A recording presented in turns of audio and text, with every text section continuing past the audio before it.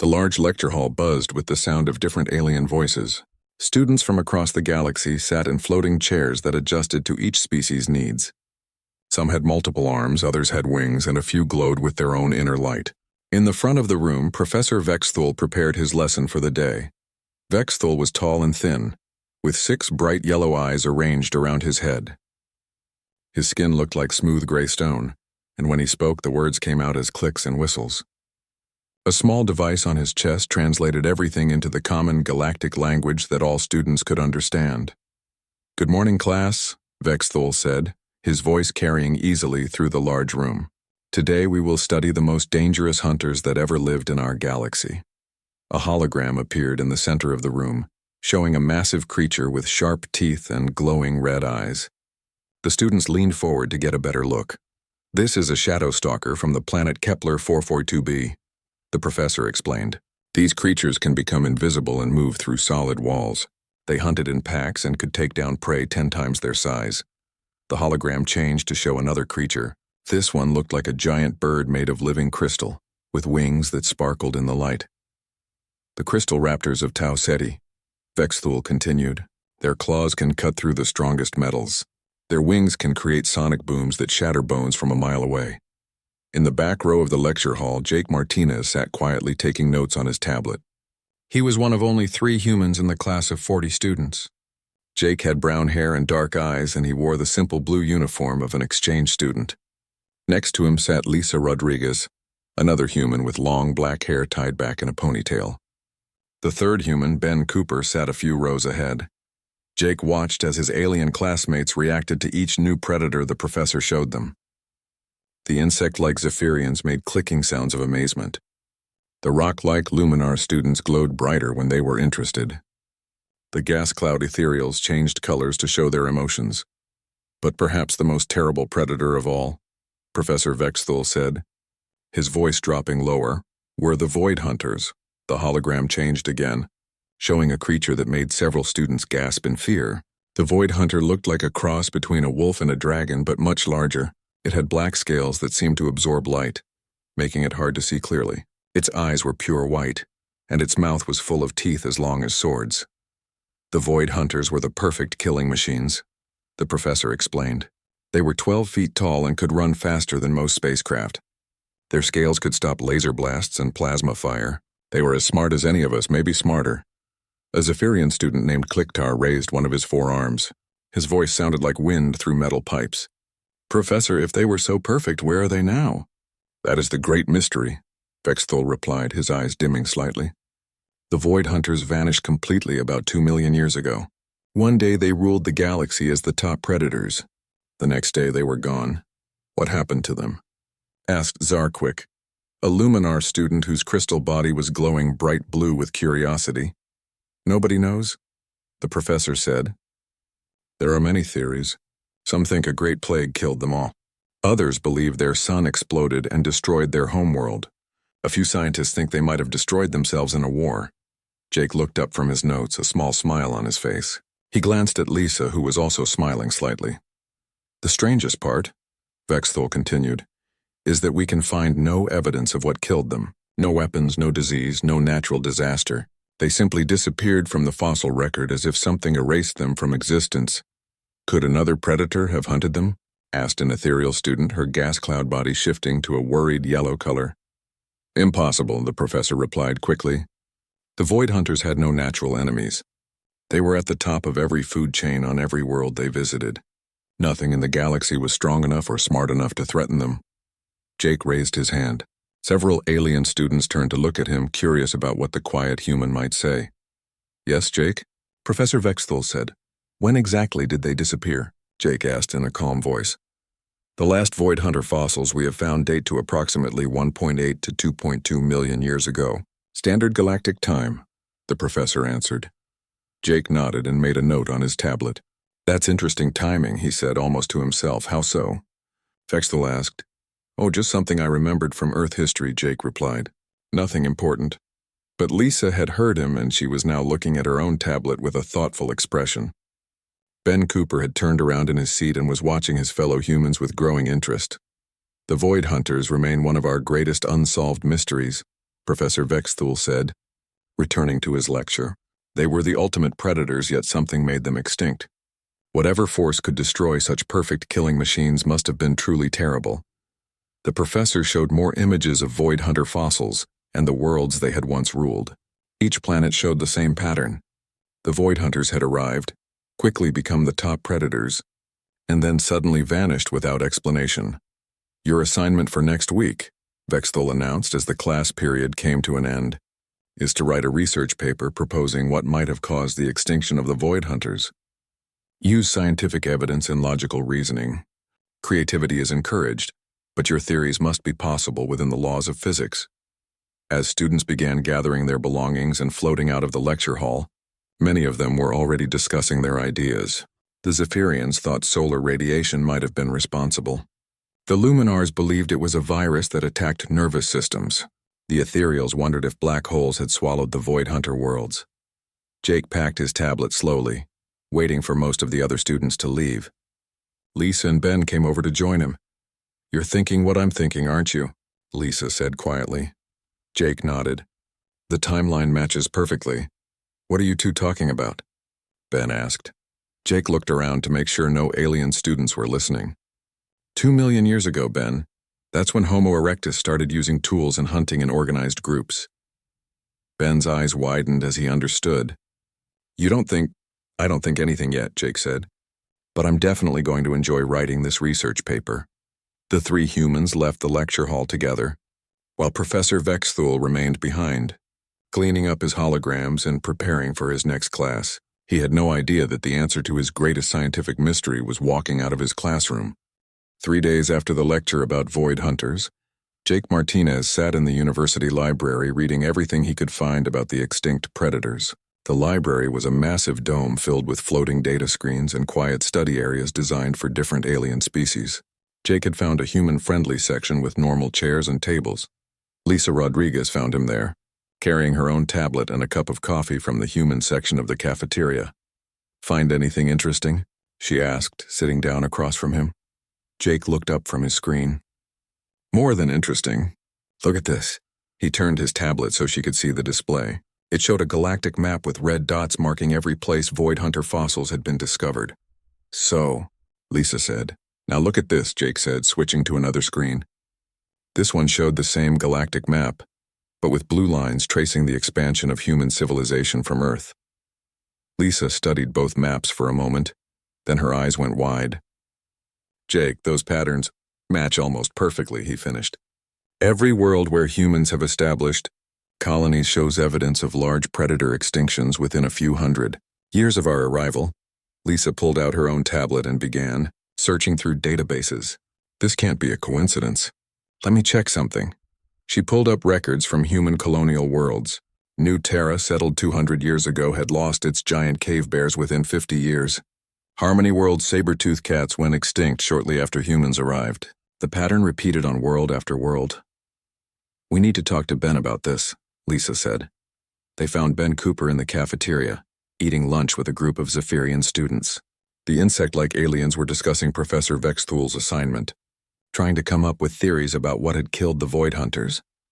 "Maybe it was a cosmic storm," one Zephyrian was saying through his translator, "something that fried their brains but left their bodies intact. Or a genetic disease that only affected their species," suggested another. Ben noticed Jake and Lisa approaching, and excused himself from the alien students. The three humans found a quiet corner table to talk. "You guys look serious," Ben said. Jake showed him the maps and data they had found. Ben's expression changed from curious to shocked to something that might have been fear. "Are you saying what I think you're saying?" Ben asked quietly. "We're not saying anything yet," Lisa replied, "but the evidence is pretty clear. Humans have only been in space for about 300 years, Ben pointed out. The void hunters went extinct 2 million years ago. "On Earth," Jake said. "But who says the void hunters never came to Earth?" Lisa pulled up more data on her tablet. "Look at this. Earth's fossil record shows a massive extinction event exactly 1.8 million years ago. All the large predators died out around the same time. Saber-toothed cats, cave bears, giant wolves," Jake added. "Everything that could threaten early humans just disappeared from the fossil record." Ben stared at the data. But early humans barely had stone tools back then. How could they fight something like a void hunter? The same way they fought everything else, Lisa said. In groups with tools and by never giving up. Jake nodded. Humans are persistence hunters, Ben. We don't have to be stronger or faster than our prey. We just have to outlast them. Across the cafeteria, they noticed Professor Vexthul entering with several other faculty members. The alien professor was deep in conversation with his colleagues, occasionally gesturing with his long arms. Maybe we should talk to the professor about this, Ben suggested. And tell him what? Jake asked. That humans might be responsible for the extinction of the galaxy's most dangerous predator. That would go over well. He's a scientist, Lisa pointed out. He wants to know the truth. The truth might be more than he can handle, Jake replied. They spent the rest of their lunch break discussing what they had learned. The more they talked, the more convinced they became that their theory was correct. Humans had not just survived an encounter with the Void Hunters. They had won. After lunch, they went to their next class, Galactic History, taught by Professor Jindar, a wise old ethereal who had been teaching for over 200 years. Today's lesson was about first contact protocols between different species. When two intelligent species meet for the first time, Professor Jindar said, her gas cloud body shifting colors as she spoke. The outcome depends on many factors. Technological level, cultural values, communication ability, and most importantly, how each species reacts to potential threats. A student raised a tentacle. What happens when a peaceful species meets an aggressive one? Usually, the aggressive species dominates or destroys the peaceful one, the professor replied sadly. This is why the Galactic Council works so hard to identify dangerous species before first contact. Jake found himself thinking about early humans facing void hunters for the first time. The aliens would have seen primitive creatures with basic tools and assumed they were easy prey. They would have been very wrong. After class, the three humans walked back toward their dormitory, still discussing their theory. I keep thinking about what Professor Vexthul said, Lisa mentioned, that the void hunters disappeared as if something had erased them from existence. Maybe something did, Jake said. Maybe they met a species that was better at hunting than they were. But we're not hunters anymore, Ben protested. Humans are peaceful. We're traders and diplomats and explorers. Jake and Lisa exchanged a look. Are we? Jake asked. When was the last time Earth had a serious predator problem? Ben thought about it. We don't have any serious predators left on Earth. Exactly, Lisa said. We solved that problem a long time ago. They reached their dormitory, a tall building designed to house students from many different species. The human section was on the 15th floor, with Earth normal gravity and atmosphere. In the elevator, they passed several alien students who were still discussing Professor Vexthul's assignment. I think it was a war between the Void Hunters and another species, a Luminar student was saying. But what species could have defeated them? Replied a Zephyrian. Maybe they're not really extinct, suggested an ethereal. Maybe they just left the galaxy. The elevator reached the 15th floor and the humans got out. As the doors closed, they could still hear the alien students debating theories. They're never going to figure it out, Ben said. Would you? Lisa asked. If someone told you that the friendly humans in your class were descended from the most effective predator killers in galactic history? Jake smiled. It does sound pretty unbelievable when you put it that way. They walked down the hallway to their rooms. Each human had a small apartment with a bedroom, study area, and bathroom. Jake stopped at his door and looked back at his friends. So what do we do with this information? He asked. Write our research papers, Lisa said, and see how the professor reacts when he reads them. You think we should tell the truth? Ben asked. Why not? Jake replied. He asked what happened to the ancient killers. We're just giving him an honest answer. Ben looked nervous. What if he doesn't believe us? What if he does? Lisa countered. Jake opened his door. Either way, it should make for an interesting class discussion. After his friends went to their own rooms, Jake sat down at his desk and opened his tablet. He stared at the blank document where he would write his research paper. Professor Vexthul had asked for a scientific theory about what had caused the extinction of the Void Hunters. Jake began to type. The extinction of the Void Hunters can be explained by examining the evolutionary timeline of species on the planet Earth. specifically the development of Homo erectus and the emergence of organized hunting behaviors approximately 2 million years ago. He paused, thinking about how his alien classmates would react when they read his paper. Then he kept writing. 1 week later, Professor Vexthul stood at the front of his lecture hall holding a stack of research papers from his students. His 6 yellow eyes looked tired and his gray skin seemed duller than usual. He had spent the entire weekend reading through 40 different theories about what had killed the Void Hunters. Most of the papers were exactly what he had expected. The Zephyrian students wrote about cosmic radiation and solar flares.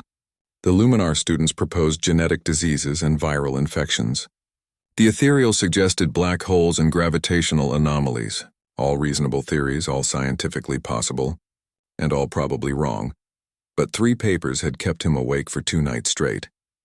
Before we discuss your research papers, Professor Vexthul announced to the class, I want to review some additional evidence about the Void Hunters that I discovered over the weekend.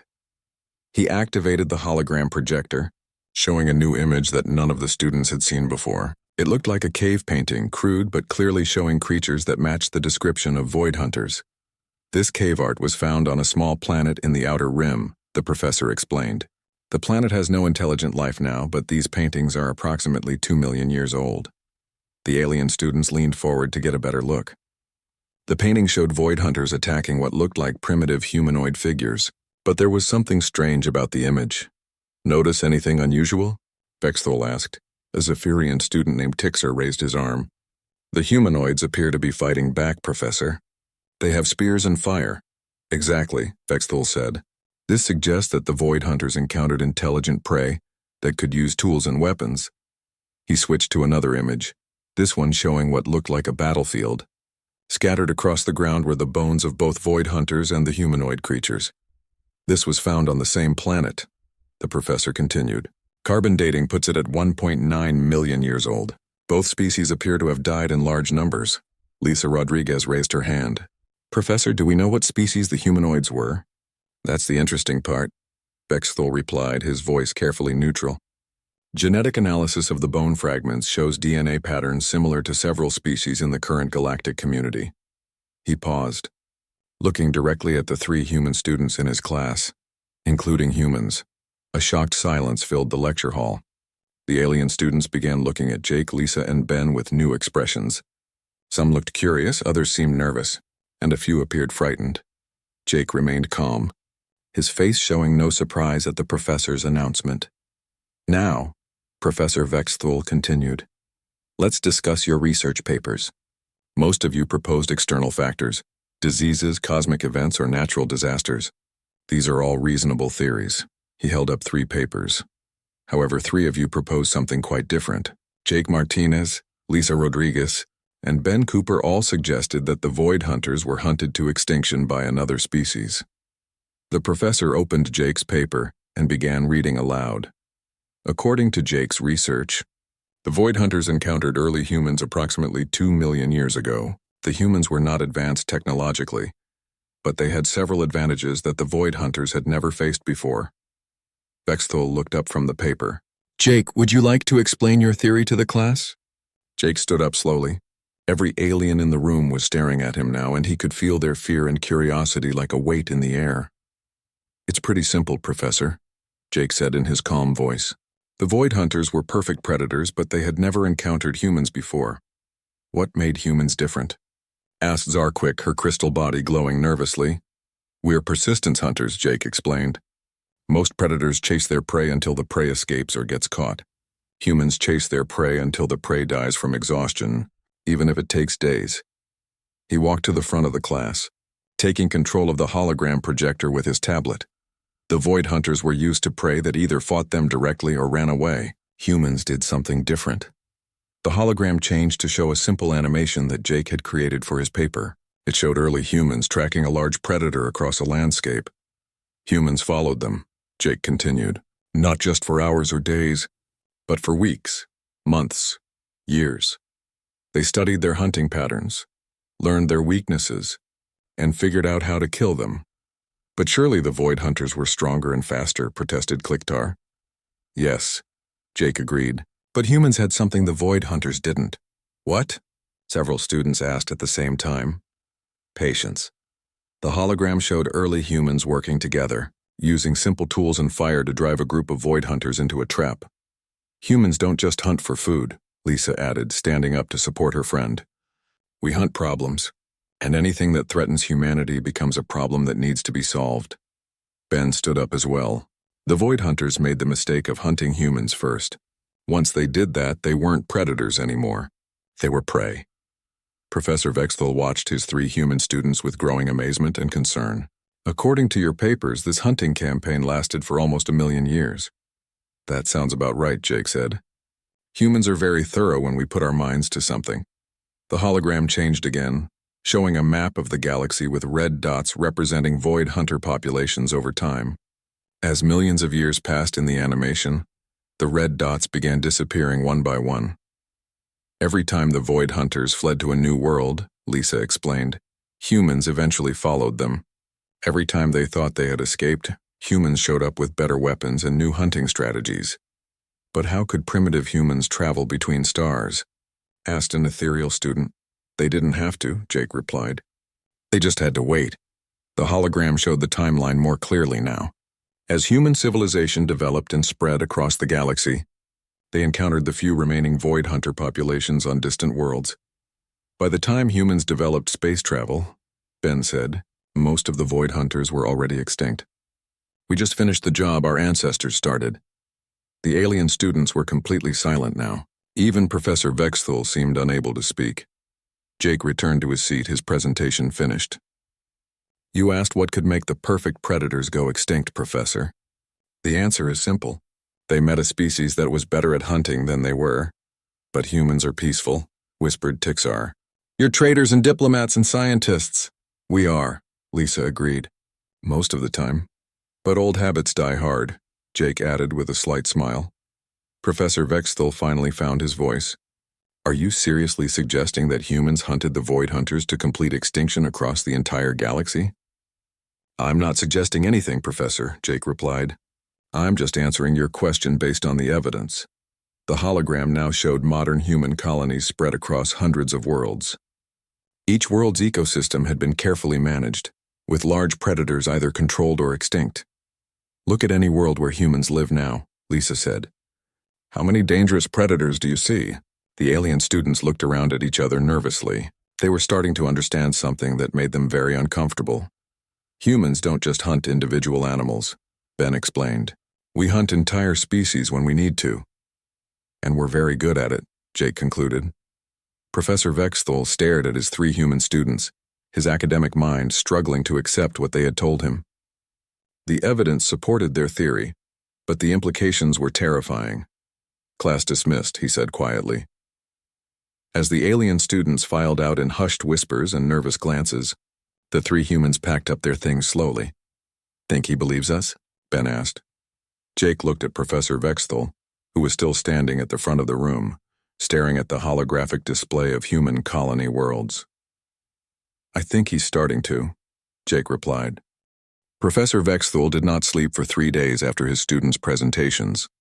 He spent every waking hour in the university's research center, digging through databases and archives that he had never accessed before. What he found changed everything he thought he knew about the galaxy. The research center was a vast underground complex filled with quantum computers and holographic storage systems. Information from thousands of worlds and millions of years was stored here, waiting for researchers to find patterns and connections. Vexthal had requested access to the most classified databases, using his senior professor credentials to bypass normal security restrictions. He was looking for any evidence that might support or disprove the human student's theory about the void hunter extinction. What he found was worse than he had imagined. On his 4th day of research, Vexthal called an emergency meeting with his department colleagues. 5 other professors gathered in the secure conference room, their various alien forms arranged around a circular table. I have discovered something disturbing, Vexthal announced, his translator struggling with the emotional undertones in his native language. The human students in my class may have uncovered the most important scientific discovery in galactic history. Professor Hulmesh, a large insectoid researcher, clicked his mandibles impatiently. Vexthal, you have been acting strangely all week. What is this about? Vexthal activated the room's holographic display system. A map of the galaxy appeared, showing the locations of every known intelligent species.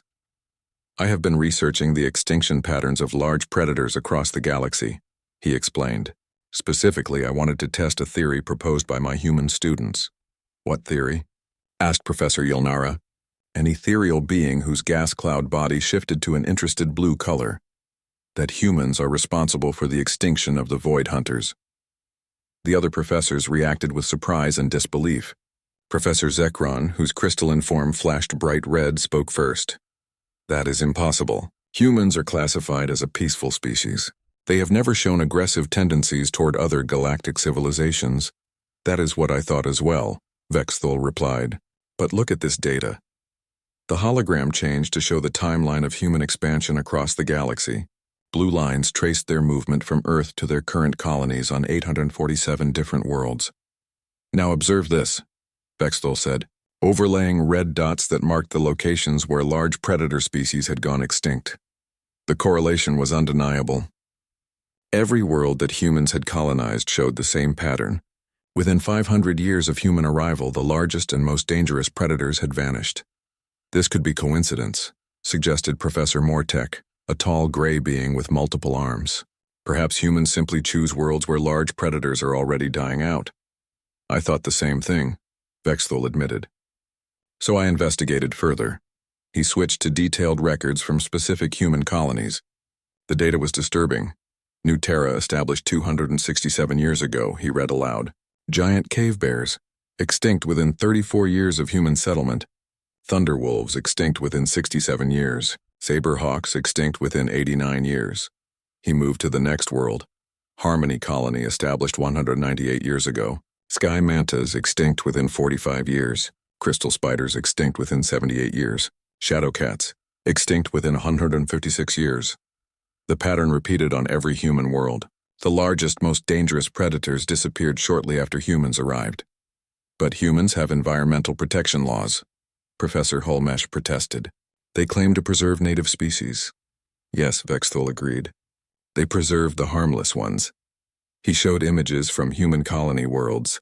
Beautiful parks and nature preserves filled with colorful birds, gentle herbivores, and small mammals. But no large predators anywhere. I contacted the Human Colonial Administration, Vexthal continued. I asked them about their predator management policies. He played an audio recording of his conversation with a human colonial. Official name Director Amanda Walsh. Professor Vexthal, the recording played. We take ecosystem management very seriously. When we establish a new colony, our first priority is ensuring the safety of human families. This sometimes requires controlling or relocating dangerous predator populations. By relocating, you mean killing? Vexthal's voice asked in the recording. We prefer to use the term population management, Director Walsh replied smoothly. We always try non-lethal methods first. But if a species poses a significant threat to human life, we take appropriate action. And what constitutes a significant threat? Any predator large enough to kill an adult human, Professor? Our colonial safety guidelines are very clear about this. The recording ended, leaving the conference room in silence. Professor Yilnara changed to a worried yellow color. Are you saying that humans systematically eliminate large predators from every world they colonize? That appears to be exactly what they do, Vexthal confirmed. And they have been doing it for their entire history. He switched the hologram to show Earth's fossil record. Look at this timeline, he said. 2 million years ago, Earth was home to giant bears, saber-toothed cats, dire wolves, and cave lions. All of them went extinct around the same time that early humans developed advanced hunting techniques. But surely some of these extinctions were natural, suggested Professor Mortek. I thought so too, Vexthal replied. Until I found this. The hologram showed archaeological evidence from early human sites on Earth. Cave paintings depicted humans hunting creatures that looked exactly like the predators that had gone extinct. Human cave art from 40,000 years ago, Vexthal explained. It shows organized hunts targeting the largest and most dangerous predators of their time. Professor Zekron's crystalline body was now flashing rapidly between different colors, indicating extreme agitation. You are suggesting that humans have been systematically hunting large predators to extinction for 2 million years? The evidence supports that conclusion, Vexthul replied grimly. He showed them more data. Human colonies that had encountered unknown predator species always followed the same pattern. First came reports of dangerous wildlife threatening the settlement. Then came organized hunting expeditions. Finally came the extinction reports filed with galactic environmental agencies. Every single time, Vexthul said, without exception. Professor Holmesh was making agitated clicking sounds. But what about the void hunters specifically? How could primitive humans possibly threaten such perfect predators? Vexthul had been dreading this question. I found archaeological evidence on 17 different worlds, he said quietly. Fossil sites that show both void hunter remains and early humanoid remains together. The hologram displayed images of ancient battlefields. Scattered bones told the story of conflicts that had lasted for thousands of years. The pattern is consistent across all sites, Vexthul explained. Early humans encountered void hunters, fought them for extended periods, and eventually drove them to extinction on those worlds. But how? Professor Yilnara asked, her gas cloud body now a frightened orange color. Persistence hunting, Vexthul replied. Humans didn't try to match the void hunters' strength or speed. They simply outlasted them. He showed computer simulations based on the archaeological evidence. Humans would track void hunter packs for weeks at a time, never letting them rest or feed properly. They used fire and tools to drive them away from their hunting grounds. Most importantly, they worked together in large groups. The simulation showed early humans using coordinated tactics to isolate and exhaust void hunter packs. The void hunters were solitary predators, Vexthul continued. They had never encountered prey that could match their intelligence and plan long-term strategies. Professor Mortek was shaking his head in disbelief. You are saying that humans hunted the galaxy's most dangerous predators to complete extinction, using nothing but primitive weapons and teamwork? That appears to be exactly what happened, Vexthul confirmed. The conference room fell silent as the 5 professors absorbed the implications of what they had learned. What do we do with this information? Professor Holmesh finally asked. Vexthul looked around at his colleagues. Each of them was showing signs of fear and confusion. I don't know, he admitted. Humans are integrated into galactic society now. They serve on the Galactic Council. They have trade agreements with dozens of species. They appear to be genuinely peaceful. But if your theory is correct, Professor Zekron said slowly, then humans are the most effective predator killers in galactic history. Yes, Vexthul replied, and they are living among us. The professors looked at each other nervously, each wondering the same thing. If humans could hunt the void hunters to extinction, what else were they capable of? We need to discuss this with the university administration, Professor Yilnara suggested. And tell them what? Vexthul asked. That the friendly human students in our classes are descended from the most dangerous hunters the galaxy has ever seen? No one had a good answer to that question. 2 weeks after Professor Vexthul's emergency meeting with his colleagues, word of the human extinction theory had spread quietly through the university's academic community. Students and faculty whispered about it in corridors and cafeterias, but no one spoke openly about their concerns. Jake Martinez had noticed the change immediately. Alien students who used to sit next to him in classes now chose seats farther away. Professors who had once called on him regularly now seemed to avoid making eye contact. Even the cafeteria workers looked nervous when serving him food. It's getting ridiculous, Lisa Rodriguez said as she joined Jake at their usual lunch table. The table, which used to be crowded with students from different species, was now empty except for the 3 humans. Tixar actually crossed to the other side of the hallway when he saw me coming. Ben Cooper sat down with his tray looking frustrated. Professor Holmesh canceled our study group meeting. Said he was too busy with research, but I think we scared him. Jake looked around the cafeteria. Groups of alien students were seated at tables throughout the large room, but none of them were closer than 50 feet to the humans. Conversation stopped when aliens noticed the humans looking in their direction. Maybe we should have kept our theories to ourselves, Ben said quietly. Too late for that now, Jake replied, as if summoned by their conversation. Professor Vexthul approached their table. His 6 yellow eyes looked tired and his gray skin seemed to have lost some of its healthy shine. He was carrying a tablet and looked around nervously before sitting down across from the humans. Jake, Lisa, Ben, he said formally. I need to speak with you about your research papers. What about them, Professor? Lisa asked. Vexthul glanced around the cafeteria, making sure no one was close enough to overhear. I have spent the last 2 weeks investigating your claims about human involvement in the Void Hunter extinction. And? Jake asked, though his calm expression suggested he already knew what the professor had discovered. The evidence supports your theory, Vexthul admitted reluctantly. Human colonial records, archaeological findings, extinction patterns across the galaxy. It all matches your predictions. Ben leaned forward. You sound surprised, Professor. I was hoping you were wrong, Vexthul said honestly. Do you understand what this means? Jake set down his fork and looked directly at the alien professor. It means humans are very good at solving problems that threaten our survival. The Void Hunters were not just a problem, Vexthul protested. They were the apex predators of the galaxy. Perfect killing machines, and were, Lisa emphasized. Past tense. The professor stared at the 3 young humans trying to reconcile their calm, friendly demeanor with what he had learned about their species' history. How can you sit there so casually discussing the extinction of an entire species? He asked. The same way you discuss any historical event, Professor, Jake replied. It happened a long time ago. We weren't there, but your ancestors were. Yes, they were, Jake agreed, and they did what they had to do to survive and protect their families. Professor Vexthul pulled up files on his tablet. I have been researching human colonial policies. Every world you have settled follows the same pattern. Large predators are eliminated within decades of human arrival. That's called good planning, Professor, Lisa said. Why would we want to live on worlds where our children could be eaten?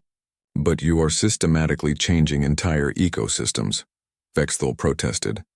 We're making them safer, Ben corrected. Human colonies have some of the most beautiful and diverse ecosystems in the galaxy. We just removed the parts that want to kill us. The professor showed them images on his tablet. These are extinct species from human colony worlds. Giant thunder lizards, sky hunters, cave drakes, all gone. Jake looked at the images without emotion. All dangerous to human families. So you simply kill them? We try other methods first, Lisa explained patiently. Relocation, behavioral modification, controlled breeding programs. But if those don't work? She shrugged, leaving the sentence unfinished. Professor Vexthul felt a chill run through his alien physiology. What about species that are not threats to humans? Do you preserve those? Of course, Ben said, sounding slightly offended. Humans love nature, Professor. Our colonies have amazing parks and wildlife preserves. We protect thousands of species on every world we settle. Just not the dangerous ones, Jake added. But how do you decide what is dangerous? Vexthul asked. The 3 humans looked at each other, having a silent conversation with their expressions.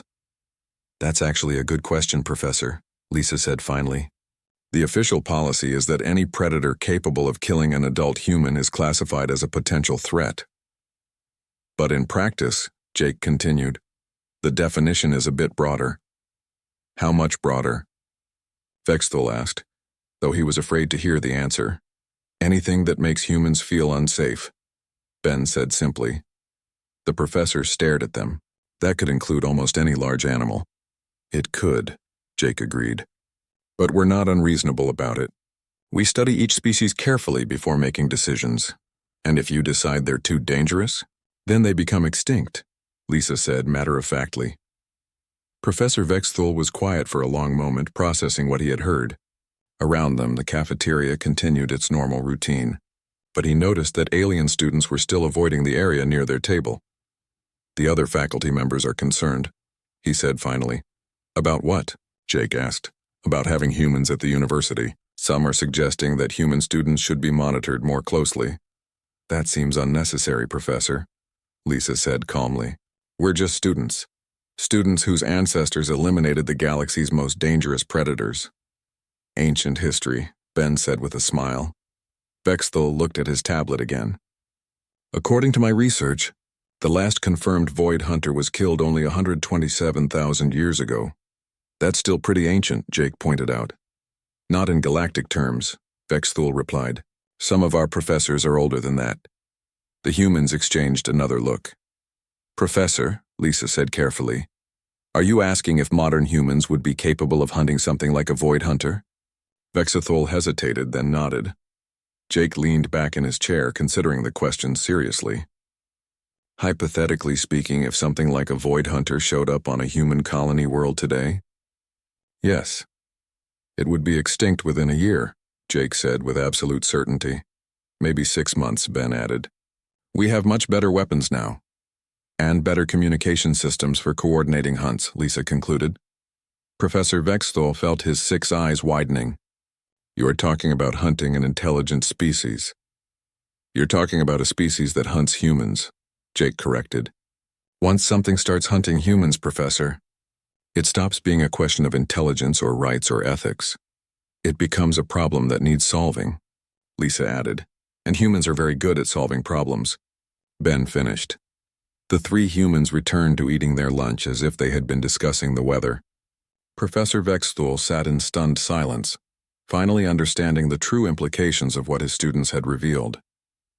Humans were not just peaceful traders and diplomats. They were the descendants of the most successful predator hunters in galactic history.